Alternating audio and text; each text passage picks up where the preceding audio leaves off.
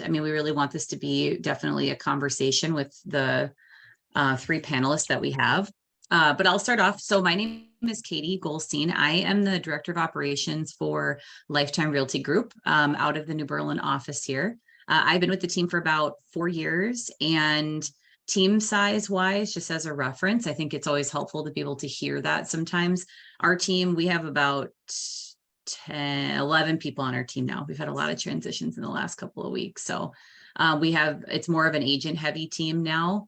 So a handful of operations people, and loving on our clients is a big thing that our team is looking to focus on. So excited to be here and moderating this panel today.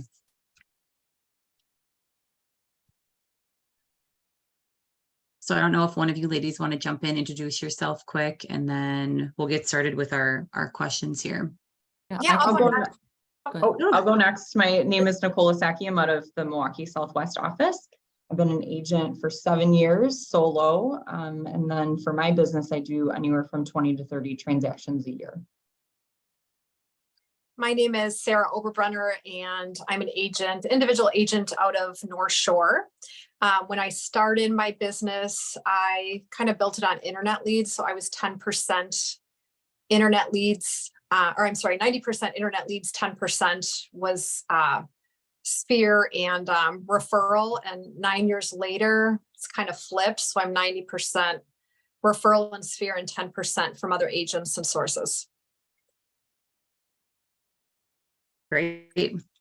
And I am, although it says Karen Trimble, I'm not Karen Trimble, just her identical twin. We have her pro account, so I always log in on her account. So my name is actually Kathy Popovich, and I'm the Director of Business Operations and a licensed agent on Team Trimble. And we are a team of 3 full-time agents, plus myself as a licensed business operations director. And then we have 3 admin and support. We call it the client care team. And pulling up some of our numbers. I mean, we usually do anywhere, in the $70 million range, 50 plus transactions a year usually. And this year we're a little bit down, but I think a lot of people are. So we're continuing to invest in the business and learn and grow and evolve. So anyway, we've had a good run of it. So Awesome.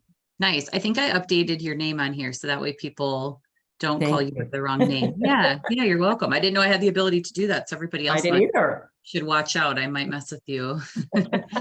No, I'm just kidding. Okay, got a couple more people jumping in here.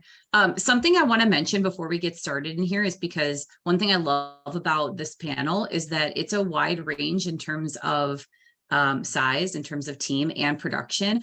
So there might be something that you hear where you're thinking to yourself, well, if you're listening to me and you're thinking, well, I'm a solo agent, how can I do something like that when I have a team of 10 people behind me and you don't have anybody behind you? You are those 10 people having to manage all those things. That can be a little overwhelming, but try and take it from like the concept, maybe not the specific exactly what was being done, but maybe there's a piece of it that you can take to look to implement into your business. I just know sometimes it can be hard to listen to stuff like that and think, well, I don't have the support for that. There's no way I could do that, but maybe there is a way to do it. It just looks different in your business than it does in any of these ladies' businesses or for us. So just something to keep in mind as we're brainstorming ideas, sharing stories, that kind of thing. So great, but we'll get started. So the first question is, and I don't know what would be the best way. We can kind of just like go down the line, or if there's a one that we feel like we've kind of nailed it through somebody's answer, we can definitely jump to the next question. But the first one is, what's the most important factor in building a strong long-term relationship with a client? Well, if you want me, I don't know I'll take a stab at it. Yeah. So, some of the notes that I was taking as I was kind of preparing for this is, I think there's like 2 different aspects of building a long-term relationship.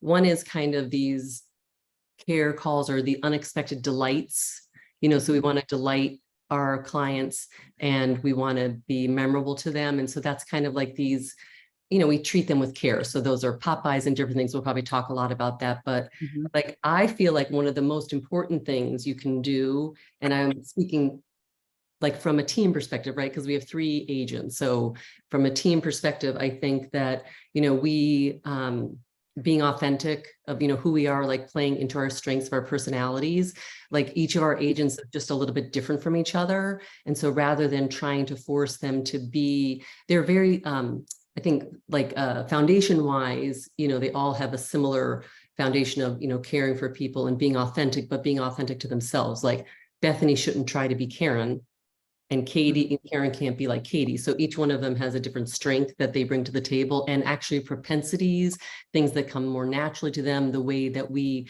even structure some of those engagements are cater to how they connect best versus how someone else connects. And I think that's important from a team perspective. But I also feel like, being genuine and caring. We say we're in the business of caring for people, and real estate is the manner in which we do it. So we definitely all we're mature business people. So we have a lot of wisdom and experience. And so, but we care more about the people than we do about the numbers. We obviously are business people. We are striving to be successful, but we don't ever take business at the cost of a client. So we always try to keep that in our mind. And then the other thing I was thinking is that, being a trusted advisor, like how do you show up with your clients, not just as a real estate agent, but, we really want to have them treat us as if we were just like their attorney or their accountant or their wealth advisor. So using language and speaking I'll use like in a more business-like manner, like when it's important to have those business conversations, it's important, and if to not be transactional in the way you deal with them. So there's not like a beginning and an end, even if there is a home, they're listing your property and then they're selling it, and there is a technical end to that one deal. It doesn't mean it's the end of the relationship. So we want to be perceived as their trusted advisor, just like they have those relationships with, those other key people that are advising them. Yeah, and kind of to piggyback off of that, I think one of the most important factors in building a strong long-term relationship is just authenticity. Like Kathy said, just being genuine into who you are and how you portray yourself to your client, and not forcing yourself to do things that aren't you or make you feel uncomfortable. And I think we're going to go over a lot of different examples of how you can do that in your business. Yeah, for me, I would say, relationships, professional or personal, they require work. So like any other relationship, you have to put a lot into these relationships sometimes before you get stuff out. So for me, relationships are less transactional and more transformational when I think about them from that standpoint. Yeah. Wow. That's great. Okay. And actually, I just was going to say, because she used that word transactional, and that is like my biggest pet peeve in real estate, is that people call it a transaction. So it's, when you go to Target, and you buy something and you go to the cash register, you exchange money for goods. And I feel like that's the biggest disservice that we do to ourselves and to our clients, is to even call it a transaction.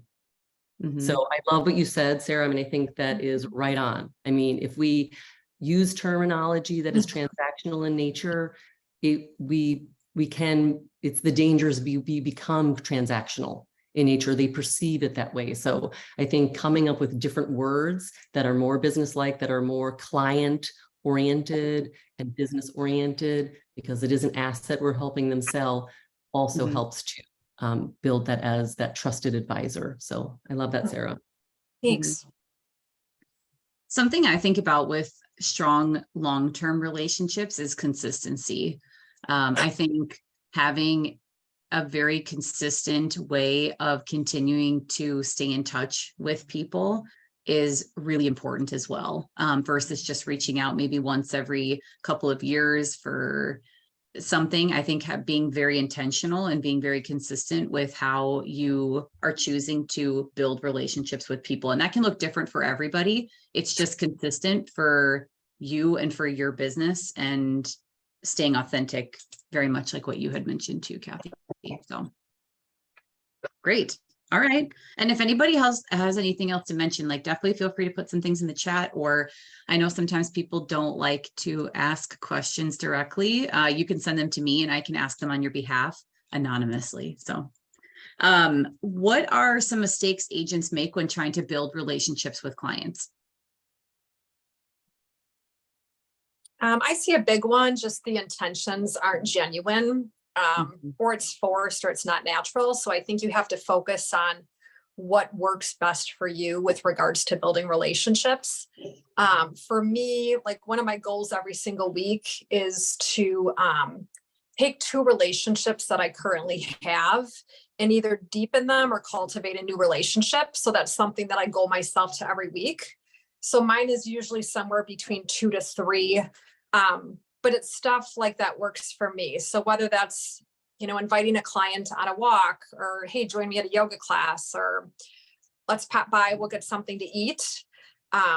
That's genuine. That works for me. It's in my comfort zone, and it's not like I'm trying to be somebody else when I do that. So I don't think it usually has to be something big and broad all the time. But a lot of times the small connections like that are more intentional make a bigger impact than some of the bigger things that we do. Definitely. Oh, that's great. Nicole, what do you think? What are some things, like, mistakes that agents make? I really thought about this one, and I think it goes back to the word that I originally used about just being authentic, and then also just being professional. I think a lot of agents, and I see it a lot during overlapping showings, that this showing was just a stop on the way home from the gym for them and was like a quick 20-minute showing. I mean, how do you think that really made your client feel? Were they important? Did you make them feel special in that moment? And just being present, like, be present for your people. And I don't think a lot of agents think that that's as important as it should be right now. And I had just to build, well, actually a couple of things that are maybe a little bit different, because I agree with both of those, very important. But so I think about, okay, what are things that people wouldn't be thinking about, that don't come to top of mind? And one of them is, we talk a little bit about it in some of our trainings and stuff like that, is not knowing the persona of your client. Like, so trying to connect with them in a way that is meaningful to them and not necessarily to you. So if you've got, your different personality types, is that you're not sending 14 paragraph text to a client when they just want to know, they want like 3 words, so, because then it can become annoying to them, right? So you want to make sure that and I guess we use the word, that mirroring, just making sure that we're speaking in a language that, makes sense to them and would be welcomed, I guess. And then the opposite of that is, and this is not, it's not dangerous, but I think it's important, is if you're trying to build relationships with clients, you can't always be a yes person either. So sometimes, when you're trying to become that trusted advisor and build those relationships, just saying yes to everything they request is actually not in their best interest or your best interest. So I think that making sure that knowing when it's appropriate to either push back or dial up, like pull up, things are getting emotional, like on a deal or something like that, staying out of the scruff of it all and helping them to see the big picture, to be the calm one in the room, listening with maybe compassion about something, but also then being the action-oriented person to bring, how do we get to the next step through this? So I think, again, to me, it goes back to that, as we ladder up to, well, how do you become a trusted advisor? So. Oh, I think that's great. 2 things I had written down was not listening and assuming. I think a lot of times from what I've seen, now granted, I'm not an agent, So this is just more thinking about just building genuine connections with people. It's in relation to buying a home, selling a home. I think we assume a lot without just asking. Like we assume that we think that they want a big house or that they want these things in a home, but we should just ask. Or we assume that they don't want something because of our own experiences versus just asking them because they have their own unique life and perspective on things and homes and politics and all kinds of things. So it's better to just ask than it would be to assume, I would say. So nice. Okay. So the next one is, so during the transaction, what can you do to foster a client for life during the transaction? How do you include your thoughtfulness while being under contract? Yeah, I think for me, I don't have a system when it comes to this, and I think that's why it makes it the most impactful. So when I'm working with any clients, I try to create kind of a wow experience throughout the transaction, or I should say the purchase. So something that would really make them stop and say, wow, like this is really good. Like, I can't believe that you thought of this. So like an example I'll give you of something last month would be, I was helping a client. Her father had just passed away a couple months ago, and we were in a house and she noticed like a penny on the ground in the garage. And she said, it's so funny. Anytime I'm about to do something major in life or I have a big decision to make, I always find a penny, and I feel like it's my dad talking to me. So I just kind of made a mental note of that. And, you know, right away I knew, like, hey, when she gets an accepted offer, I'm going to get a customized penny jar for her with something with regarding her dad. And I'm going to send that to her as a congratulations. So I really try to do different stuff that would really mean a lot to a client while we're working together. Some of my stuff will be more systemized, but a lot of it is going to be just stuff I notice or stuff I hear, I listen, I'm paying attention to that I know would be more impactful. You know, that maybe something again that I did that was more systemized. So I do have like other stuff. You know, the past couple months I've been sending out a move kit. So it's once a buyer and a seller is passed a home inspection, they get a box delivered to their house with packing paper, moving tape, and then moving labels. And it says like, congratulations, you're one step closer. Now's the time to start packing. So I have little milestones like that I do that are more systemized for every client throughout the way. But then I also have those unique things. I love that. Just digging a little bit deeper into that moving kit, because I love that. And I feel like that's something that regardless if you're on a team or you're a solo agent like yourself, that's something that somebody could do. How do you do it? Like, what do you put them together? Does somebody else put them together? How do they get there? Can you talk like a little bit more about some of the logistics of it? Yeah. So like I have like a checklist that I follow, you know, for myself. I do have somebody who does my transactions, but kind of a checklist that I do that is more of like these personal touches. So for this one, I just order it through Amazon. I have the same 3 pieces that I order. The cost is about like $27. I handwrite or I write a little message in there and it gets delivered usually within like 2 days. Okay. So it's pretty easy to do.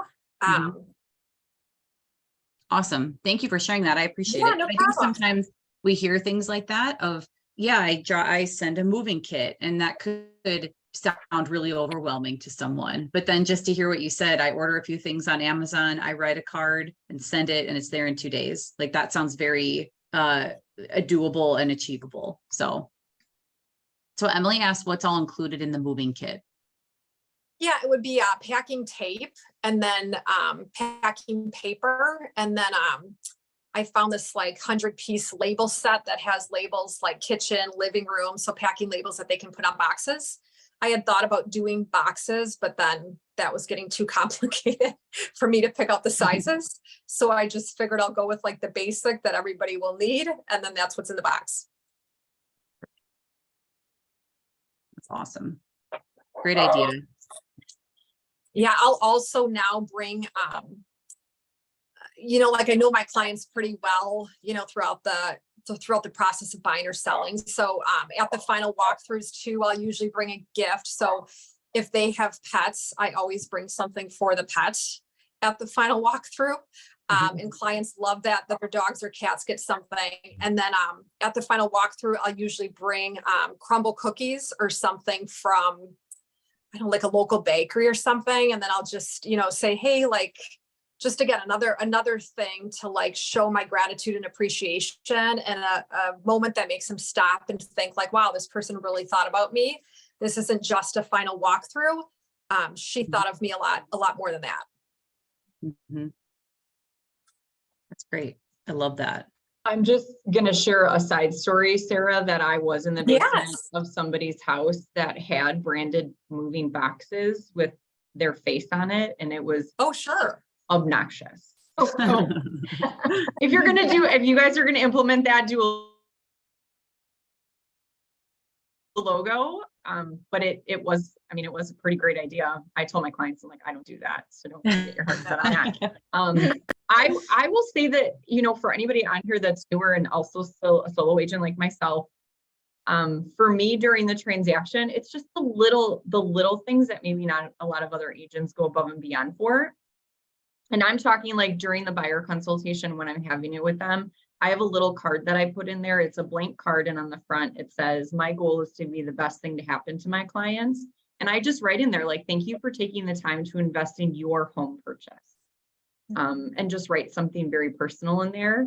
When we get an accepted offer, I send out a dates and deadlines email, like, congratulations on your offer. Here's the timeline that we need to stay in. Here's your information on earnest money, home inspection, all of the things. Now, I don't depend on that email to be the information source because I still contact them and do those things. But I can't tell you how many people respond to that email and say, thank you so much for this. It's helpful, right? What is that, Katie? Like the C personalities are going to appreciate that. Yep. During the walkthrough, I do a sold picture. I can't tell you how many people are excited about like, oh, you're going to take my picture, because they want something to post on social media. They want something to share with their friends and family too. And then kind of the big kahuna for me is the closing gift. So after the walkthrough, when they leave, I go back into the house to put, whatever it is that I got for them. And I'm really intentional about it. Like Sarah talked about her penny idea.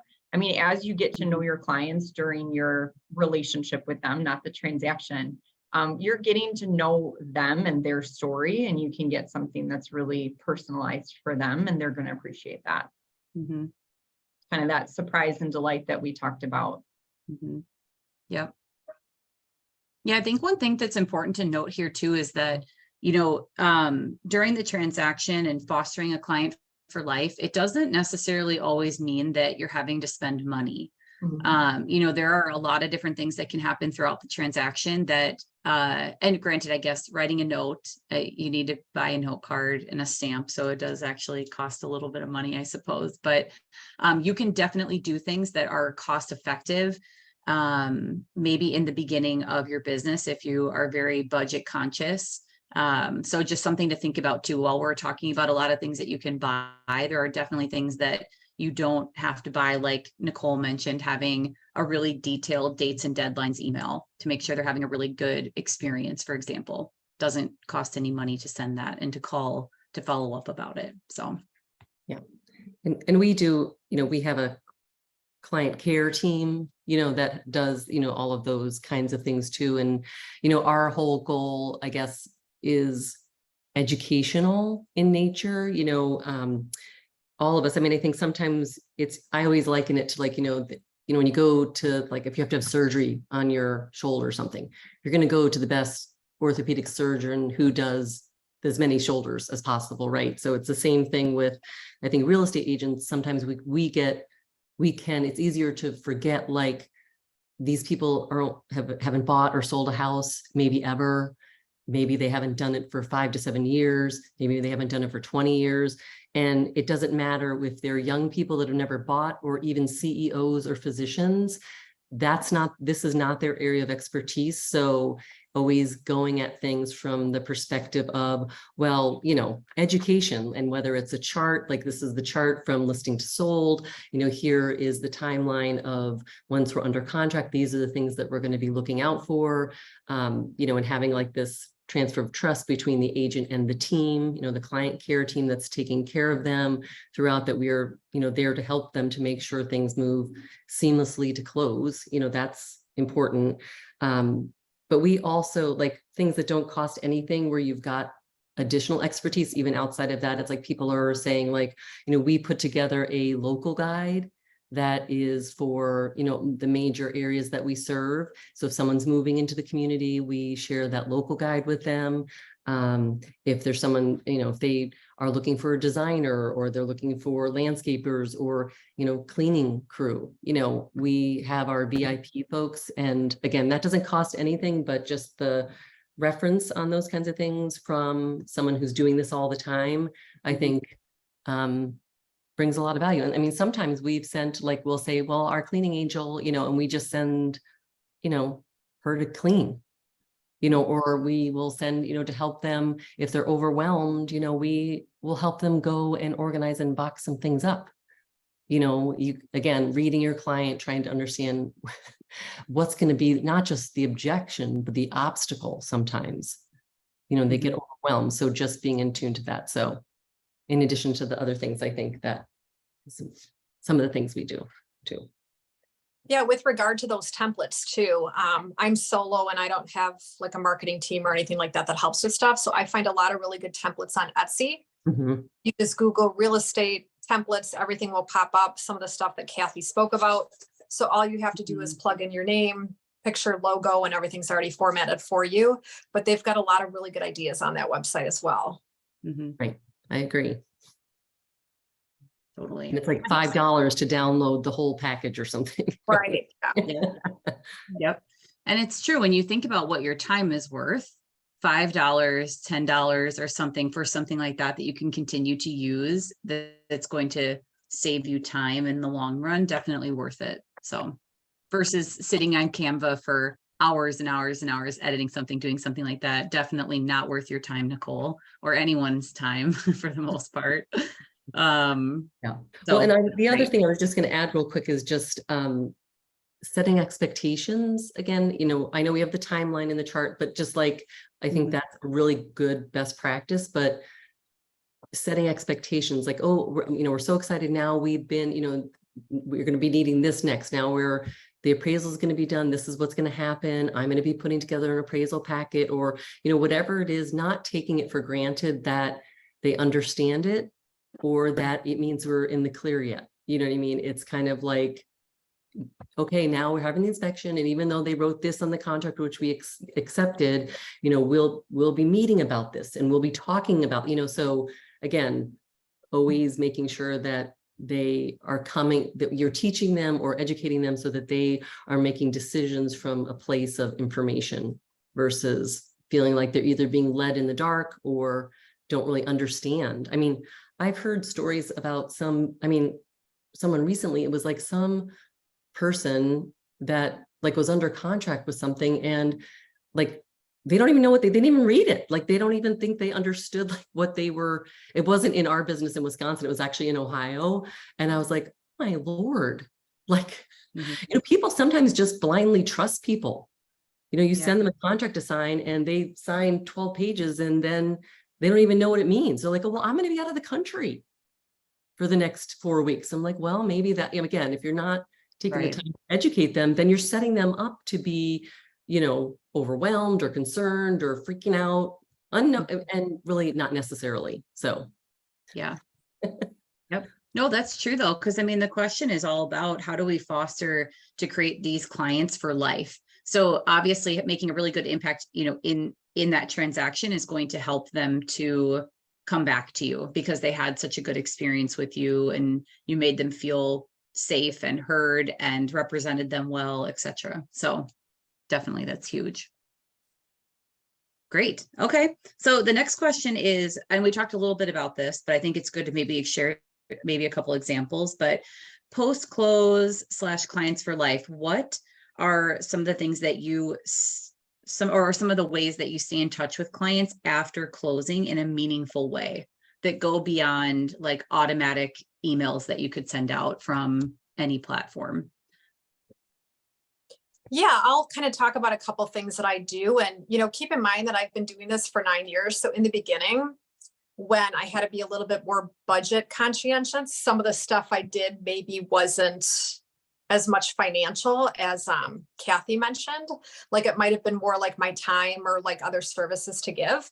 But just a couple things like I'll share with you this year that I'm kind of working on. And I would challenge you guys to think about progress over perfection. So a lot of times some of these things you want, you don't want to do it until it's 100% perfect. But sometimes try a few things. It may work out, it may not. You may decide, I really like this, I didn't. So one of the things that I did this year that I really like was the corporate zoo pass. So I had a partner, a title partner going on this with me, but it's different from a regular zoo pass. So a corporate zoo pass, each pass allows up to 8 people in with free parking. So my clients almost use it and check it out kind of like a library card. And I use this for all of my clients and also new business I'm trying to get. So I keep one of the passes with me at my house, and then I keep one at the Wauwatosa location. So clients can pick it up on their way to the zoo and drop it back off. I send out a postcard initially talking about this that I had Lindsay Brannick design. And they basically, I have them call or text me about it so I can have a conversation. I don't do this one automatic. Intentionally for that reason. So I've also been able to use it like in a couple places where I own properties, a couple other neighborhoods, developments. I send that out also to try to cultivate relationships within the places where I own properties as well.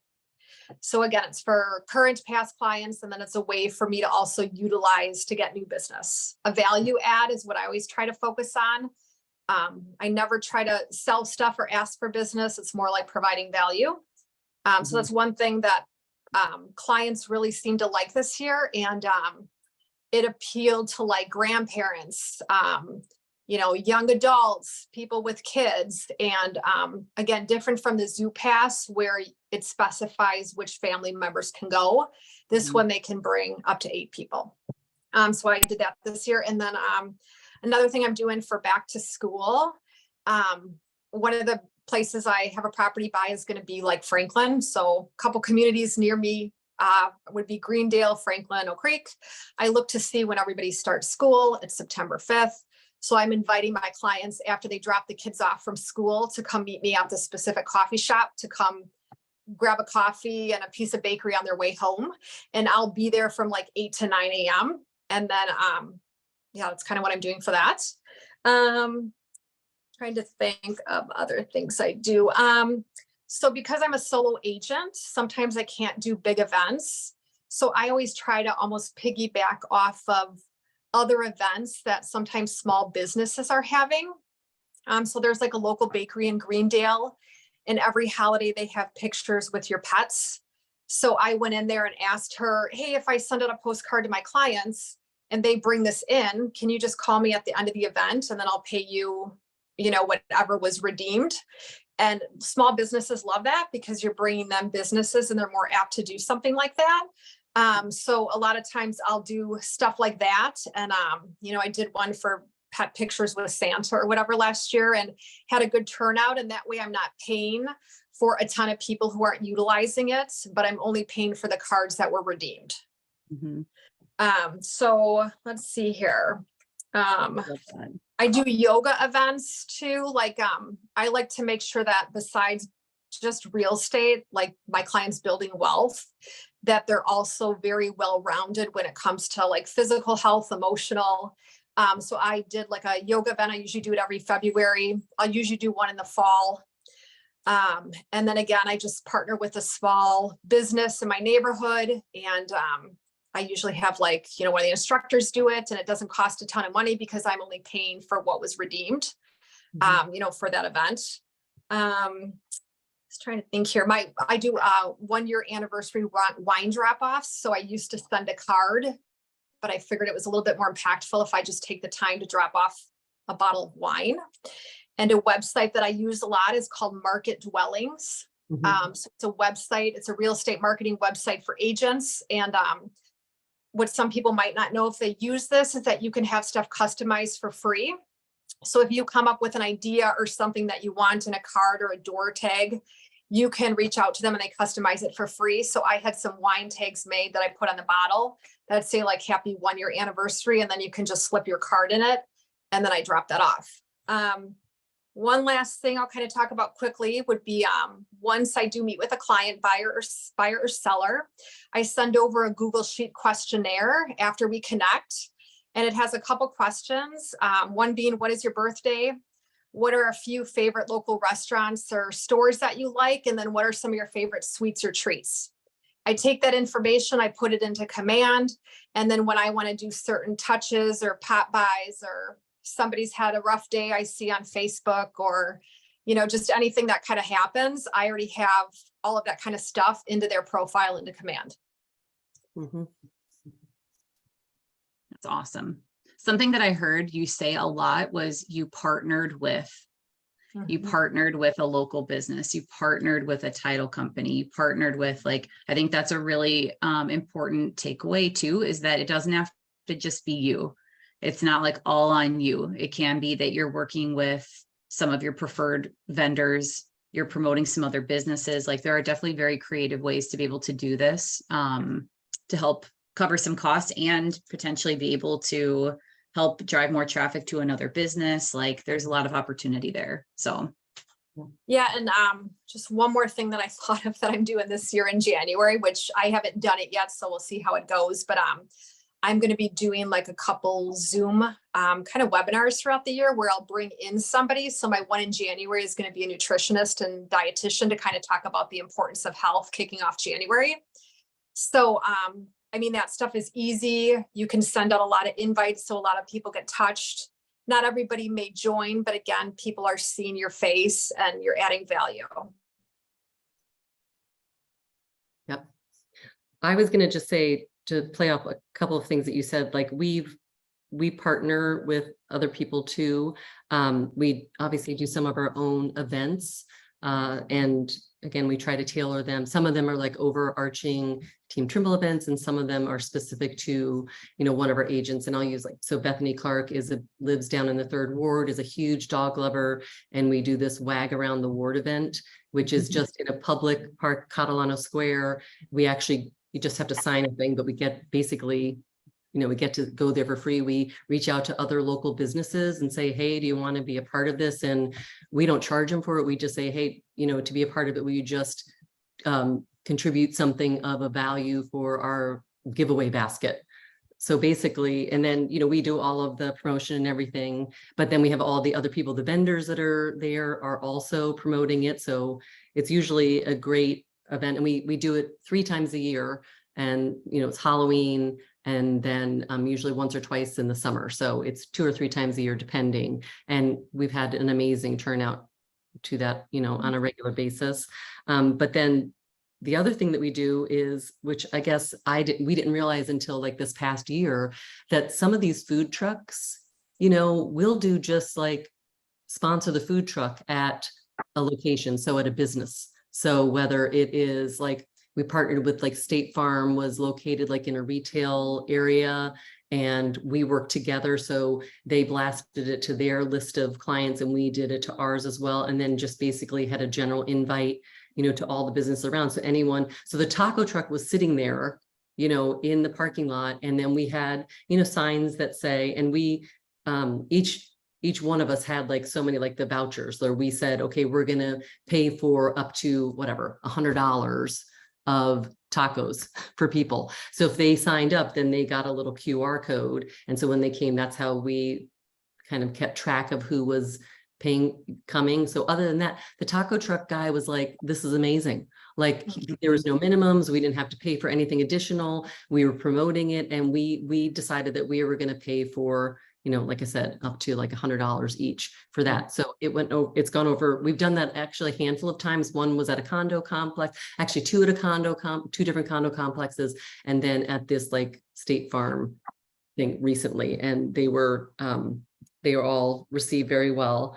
And then the other thing we do, and actually have a little sample here. This is kind of funny. So everyone always like has promotional goods and what have you. So this is like, it was a gift set that we did at Christmas time. We always do something at the holidays that's like a gratitude or thankful gift. And every year it's always something a little bit different. And we have it customized or branded to Team Trimble. So this year we did a partnership with a local woman who does hand soaps and lotions and chapsticks that she does small batch in her home. And she actually sells at a bunch of the boutiques like out in Lake Country.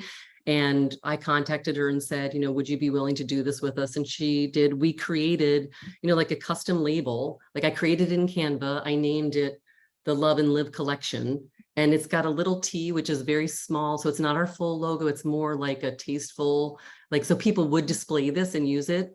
And then on the back, it talks about the collaboration of, you know, that we like to invest in the community and small businesses. So just a little blurb back there. I mean, this thing was like amazing. And actually it was less expensive because I didn't have minimums that I had to meet. She did it really quickly for us. I was able to customize the design for the labels, and then she packaged it up for us and delivered it to us. And then our agents always do like a hand delivery unless there's someone that is like out of town or in Florida. So then we'll ship those, but otherwise the agents get their whole stockpile of their gifts and they go and schedule those times to do the drop-offs. So that was really fun this year. So using someone local, collaborating with them, then you help promote their business, you're promoting your business. I think that that's pretty cool to be able to do that. And it didn't take, I mean, it takes some thought. I mean, it took some thought, but it wasn't like it was crazy. We also have this, and I don't know how many other people do this, but we have, it's called Living and Giving program, which is for every client deal that we do, we give back to their charity of choice. So that has been another way to connect with our clients. It's not just that we're giving to a charity of our choice.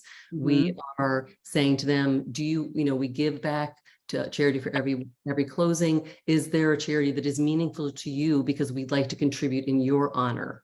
And so that's how we do it. And then when we make the donation, we write that it's in their honor, and then we promote it. Like, so we're kind of shining a light on all different kinds of charities that some I know of, some I may not have known of, but that were meaningful to that client. And so it helps also to spread awareness of maybe some local charities that people were unaware of. So that's something that. And I just think the impact that makes. Yeah.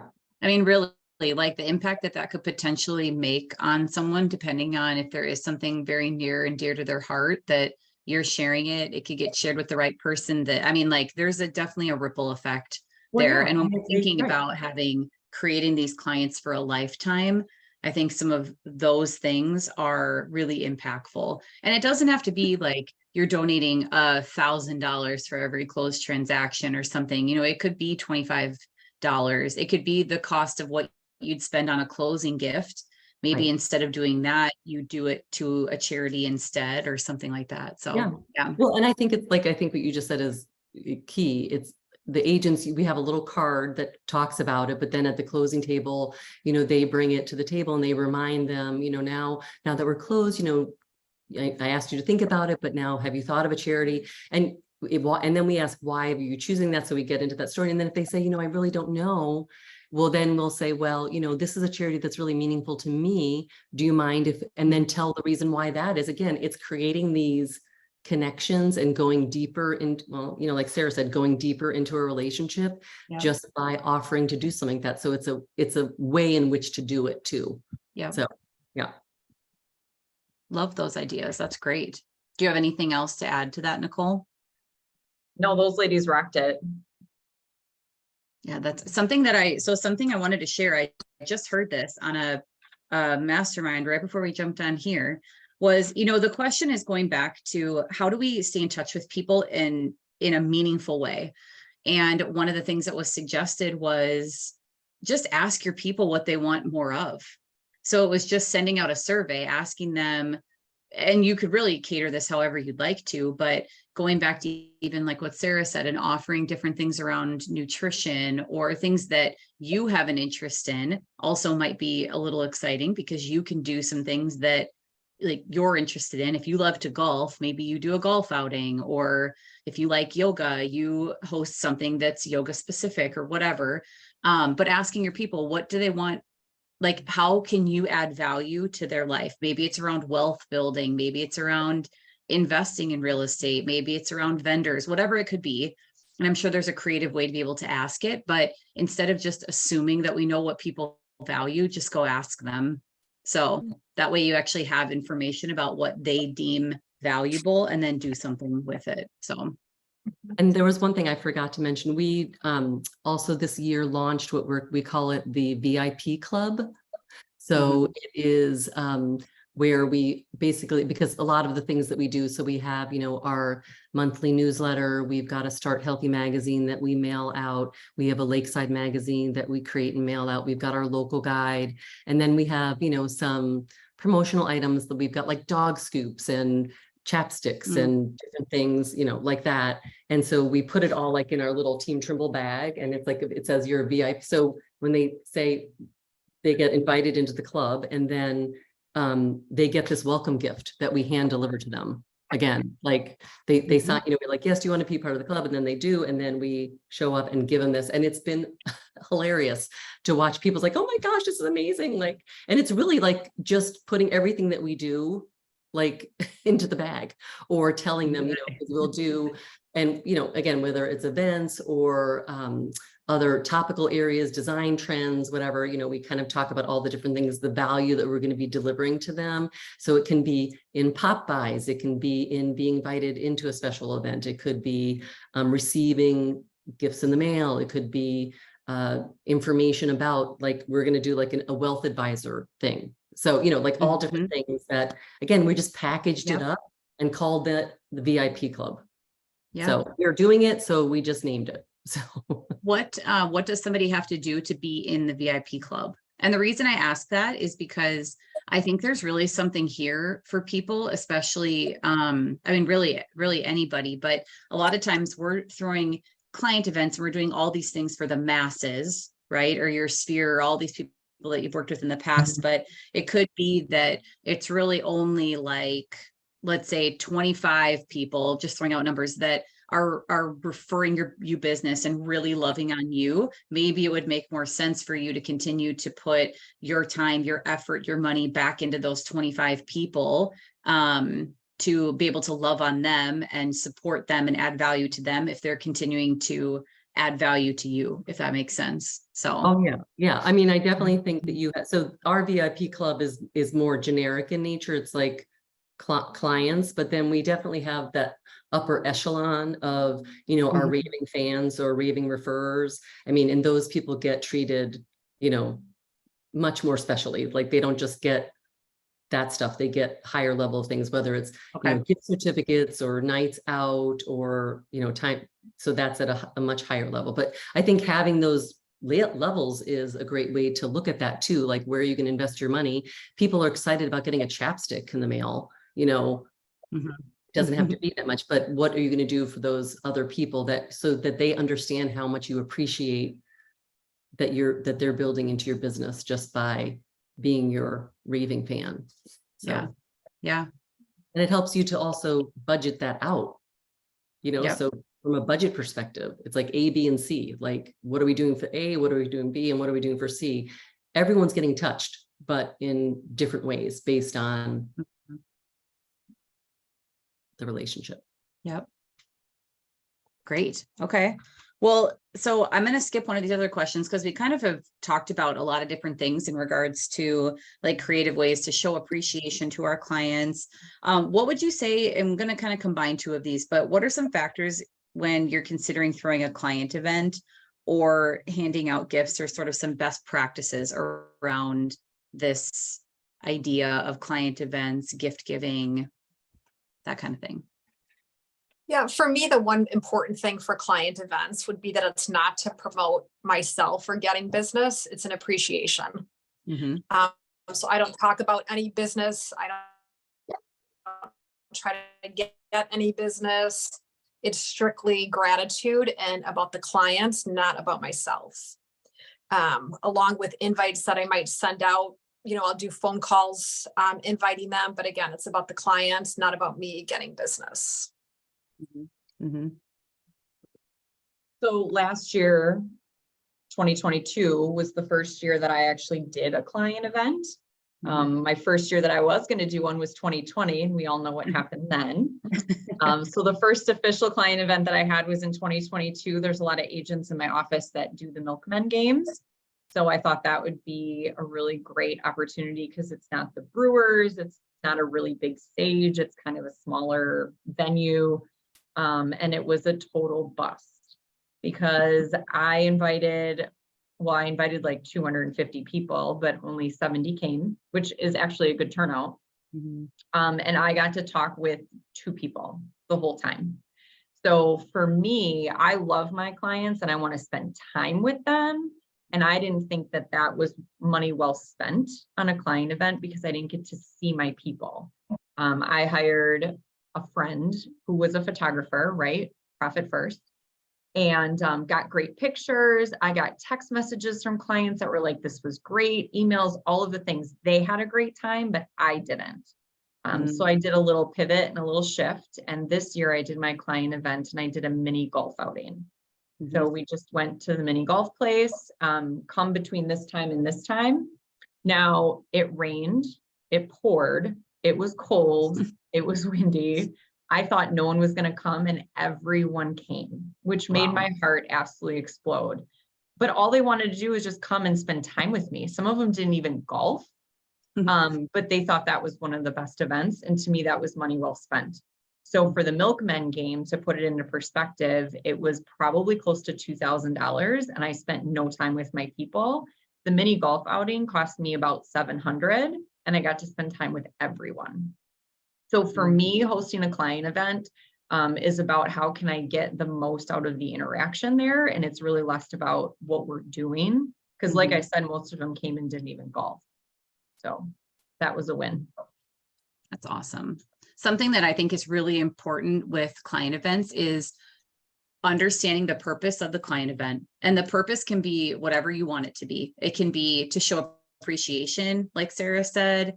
For Nicole, it can be, I want to talk to every single person. For some people, it might be, I want to get 3 referrals out of this event. Like that is literally the purpose. I'm inviting people to generate business, like just understanding what your purpose is so that, like Nicole mentioned, you can really assess, was this successful?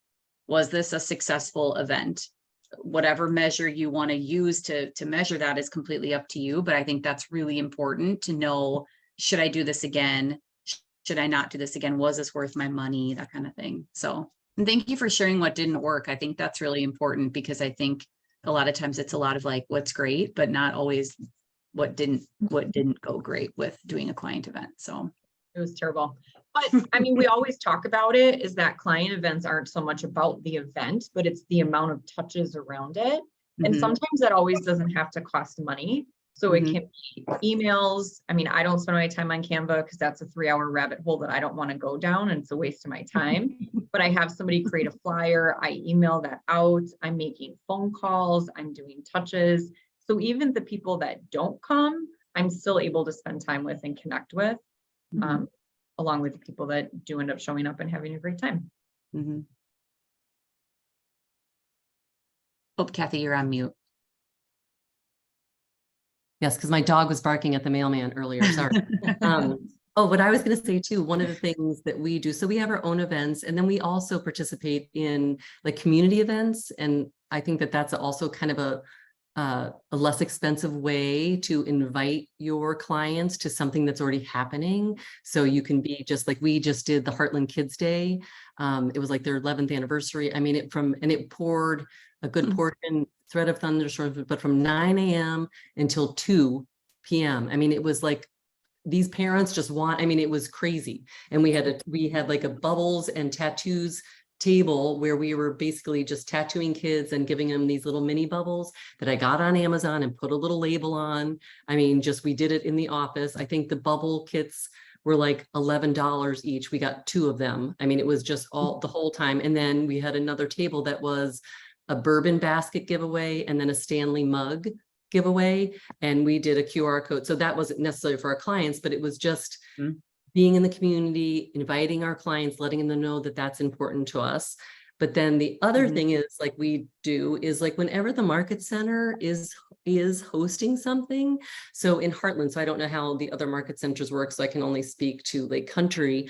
I mean, we do like the business trick or treat, they do Heartland, street dance, all these different things. And, you know, we have this, our balcony is right there on the street. So like last year at Halloween, we always go and we give out candy, and this is our second or third year now. We invite our clients and they get a little special invite into our office, and we usually have a charcuterie board there. We have wine and bourbon for the adults, a little candy for the kids. And I mean, again, steady, trove of people coming through, and we're not asking for business. We're just like there to like have a good time with them, let them know that, just stop by and see us. We'll be here for you. And it's just, we have fun. I mean, we're going to probably be doing it anyway. And it's like grandparents, parents, people we haven't met, but we always are inviting all of our clients to come to it. And whoever said, I think, Nicole, like, even if they don't come, at least they know that you're doing it because you've invited them and they've seen that invitation, whether it's a phone call or a personal invite from the agent or an email or a text. So, or social media. I think it's huge to leverage the things that your market center is doing, because I mean, I know for Katie, you do a lot of the marketing and stuff for Pi Day, that it's just plug and play.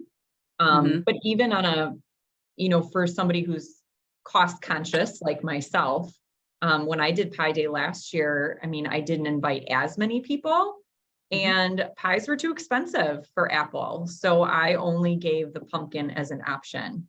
So I just don't want anyone to feel like when they do a client event, they have to invite everyone in their database and they have to do all of the things. You can scale it to what your business can support and do it much smaller. Yep, totally. Or even thinking about maybe that is just an event, or these events are just for that VIP group, that group of people that love on you, they support your business, they promote your business. Like, what are ways that you can add value back to that smaller group, which could be through pies or whatever, again, they deem as valuable. So I think my biggest fear for hosting a client event is that I invite 250 people and then I look at the cost for that and think, oh my gosh, because they're all going to come, right? But they don't. They don't. Yeah. It's scary, but they're not all coming. Yeah. So invite everybody. Yeah. And we've kind of pivoted a little bit from doing the big client events like since COVID. And we really are doing more of the drop-bys where the agents pick their top 25 or 30 clients. And the agents choose. I'm like, you tell me. And then we prepare it all. And, they're not expensive. I mean, it can be something that is a couple of dollars, and we partner with a lender or whatever, and we package it up and we make it beautiful little thing. And then we give them a little graphic that they can text then to their people and say, hey, this week, I just want to stop by. I've got a little special something I'd like to drop by. And then, and we've done Cinco de Mayo, which always is a huge hit, we did a Team Trimble tequila even, like, so we got a little tequila. I put labels on everything. I brand everything. I mean, it's just like I go to the, if I can't get a ton, I get the Avery label, the round label, we put it on there and we just make a little, and just, it's like a straw, a cup, a thing of tequila, and a little lemonade or a little margarita mix. And it's like $2, $3, but it's all like in a cellophane bag with a ribbon and a little tag, and with a little clever saying. And it's amazing how people respond. Yeah. Things like that. So. And what's cool is you got really excited talking about that. So I can tell like you like that stuff, which is cool. And I think that's the point too. Like, find things that you are excited about, that you'd be excited to do. I know, Nicole, if you want to share one of the pop-bys that you do, you get excited about doing it. And it's like, this is your business. Like, you should be excited about some of these things that you get to offer to people. And it doesn't have to be what somebody else is doing because that's what they're doing. It should be what, like, you actually like doing it. And there is a purpose behind doing what you're doing.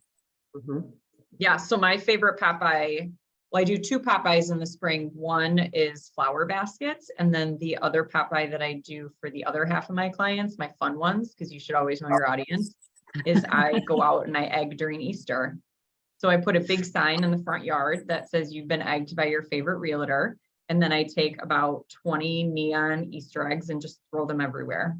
They're filled with candy. There's an incentive to pick them up. But again, know your audience, because the ones that I know would not appreciate that and would call me and say, come pick this up, or getting flowers. But I get excited. I get excited when the parents send me pictures of the kids because they came home from school and they were so excited that I was there. When they come to my client events, they say, thank you for egging us again this year, which people start hearing and they're like, you egg your people? And I'm like, yeah, I know what I do, but I love it. My clients love it. It's just something fun. And you think cost wise, I mean, you're talking some candy, some eggs, and a sign, and your time. Definitely your time. Probably the most expensive. Yeah. But any pop by, I don't know what you two ladies do as far as like events and stuff. Any pop by that I do, I try to keep it under $10 per person. Yep. That's We do too, except for our like end of the year, our holiday gifts are a little bit more than that, but we still do try to get, keep it, I think, under 20. It's like 50, depending on, again, the echelon of the clients, but Yeah, and if you can go out there and find me a Popeye to do for like $4, please let me know, because I'd be interested in that too. I think on that Market Dwellings website I mentioned, they have every Popeye for every holiday already done with the tags. Yep. So you just have to go on there and figure out what holiday it is and order, and it's all done for you. Yeah, that's awesome.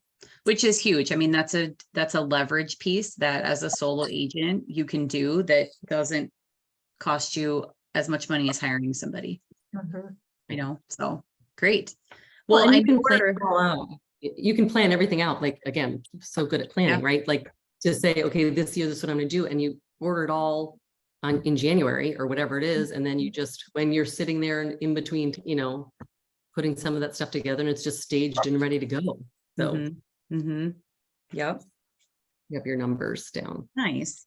Well, and I think, again, it all goes back to, we're looking to build long-term relationships with people. So I hope we heard on this call too, there's a lot of different ways to build relationships with people. I think some of the main themes that I heard people say is, they're getting to know their clients. All three of you said that, your clients, your audience inside of your database, which I think is really critical for any pop by event, etc.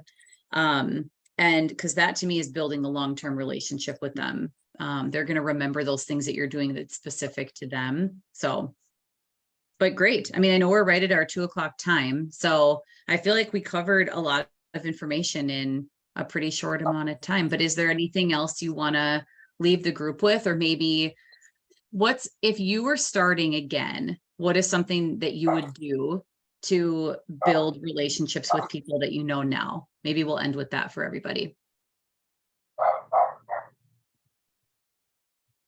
I think for me, I always gave myself the excuse when I first started that I can't do that because I don't have enough past clients, or I don't have enough business to do that. And when I, in real estate, everything is slowly and then suddenly, right? And then all of a sudden I felt like I was backtracking because now I'm sending out happy anniversary cards and I've got to remember all of these people and create a system where I wish I would have created the system with just 2 people and then built it from there. So, and the other thing is just make a list of everything you want to do and then circle maybe 1 or 2 things that you're going to do this year. I mean, on my 36 touch, it has taken me 7 years to get to 36 touches because every year I grew as my business grew and I added one more thing. But you got to know what that one thing is. So that's what I would say. That's great. That's perfect. I think in the beginning, I started with these systems, so it was a little bit easier to implement. I always started with the birthdays. I did the anniversary cards, and then I would always do packer and brewer magnets, like when I didn't have a lot of business, but that's kind of what I started with. So you don't want to, when you don't have a lot of business, obviously you want to be responsible financially. So you may not be able to do a lot of these things. So keep in mind that these are things maybe to shoot for, and I'm always jotting down new ideas as I see stuff come up. I just always have like literally a notepad that I just jot down like marketing ideas, whether it's on the internet, I see something, or like a lot of the local stuff coming up. So start small, but make sure you have a system in place. And I was just going to say, to even like not lower level, but just even like progress over perfection. I think you said that earlier, and that's something that I always try to claim too, but to have a habit of gratitude for everything. So it's like, I mean, you get thank you notes or whatever, just get some thank you notes and get in a habit of just sending a thank you note. I mean, even that is a starting point is a great differentiator, because how often are we getting from anyone? I mean, it's just like, and again, you're not asking for business or anything like that. You're just saying, thank you for choosing me to be your real estate advisor. You know, I understand that you had lots of people that you could have chosen from, and I'm thankful that you chose me, you know. Yep. And the cost of that is a note card, a stamp, Right. and your time, you know, and a pen. And I do think it's delightful. I mean, I think we underrate how delightful it is for people to get a card handwritten by someone. So I just, yeah. Especially in a day and age when you can order it to look like it's handwritten, but it's not a handwritten card. So yes. Exactly. Well, Kathy, Sarah, Nicole, thank you so much for jumping on and sharing, I mean, from very different perspectives and, you know, what's working for you. I mean, if anybody on this call or watching this back on Zoom has questions, definitely feel free to reach out to these three. I know they're happy to share any details that they have. But thank you all for being here today. We appreciate it.